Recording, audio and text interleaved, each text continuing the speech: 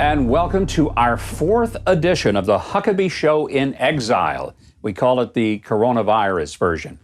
Now, we've had to pretty much abandon our theater and give up the studio audience. We end up interviewing all of our guests remotely by way of Skype, and we're keeping me about 500 miles away from Keith and Trey, who, as of this week, are about 50 miles away from each other. That, my friend, that is true social distancing. But there's an old church song that I sang when I was a child. It's called Count Your Blessings. Do you remember it? It went something like this. Count your blessings, name them one by one. Count your blessings and see what God has done. I know some people are having a hard time counting their blessings this Easter weekend, holed up at home, unable to physically go to church, and finding that online or televised services may be better than nothing, but certainly no substitute for the fellowship, encouragement, and the interaction of church. But among my blessings, I'm spending more time with my family, especially my grandkids. In fact, more than I've ever done before. They've all come to live in quarantine at our house, and none of us have left this house for over 4 weeks. We've got groceries and supplies delivered, and we even spray the boxes with disinfectant when they arrive. I'm blessed to live in the USA, which, despite all of its flaws, is a better place to be during a pandemic than anywhere else on earth. I'm blessed to live in a time when there is an internet that allows my grandchildren to continue their school classes online and allows us to be able to order and have things shipped right to us to avoid having to go out and possibly be exposed to the coronavirus.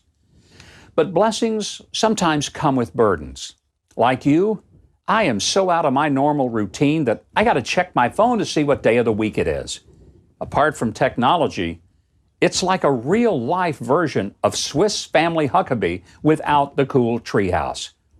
And frankly, there are moments when everybody is a little bit on edge from the lack of a new set of faces and voices just to interact with. Now, you may know I don't drink alcohol at all. I've never even tasted beer. It just doesn't appeal to me. But alcohol is the main ingredient in hand sanitizer and disinfectants. I got to be honest, there have been some moments when the stress is such that I've considered disinfecting myself from the inside out by drinking the stuff rather than just rubbing it on my hands.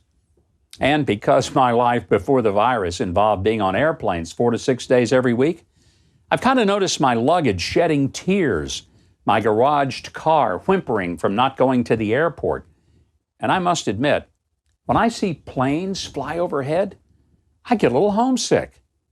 Now, with all my events canceled for at least 3 months, my income has been slashed, and the small businesses that I own are hanging on only because I'm dipping into my savings and retirement funds in order to meet payroll and cover benefits and utilities. But in spite of all that, I have blessings, lots of them. I'm counting them one by one, and I'm looking and seeing what God has done.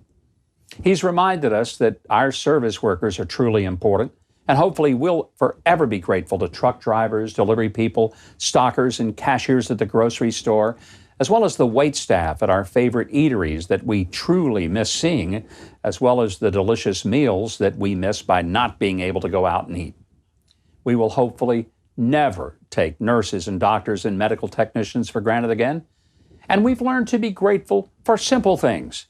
A beautiful sunset, fresh air, a meal cooked with input from the entire family, and a cleanup shared by the whole family. Well, most of the time. I mean, even our dogs help out with that. Look, we all want to get back to normal, but remember, the first Easter was at Passover. It commemorated God sparing Israel from the plague of death. Jewish families huddled together in their homes to share a meal as well as memories, spared from the plague by the blood on their door and their faith that God was with them. Yes, Passover was our Jewish spiritual ancestors trusting God. They worshiped at home and they spent time counting their blessings and naming them one by one. I hope you have a blessed Passover and a happy Easter as you count your blessings and see what God has done. Now, if you want more videos like that one, hit the subscribe button below and the notification bell right next to it. And if you leave a comment, positive or negative, I'll be sure that my dog Toby sees it and responds to you in kind.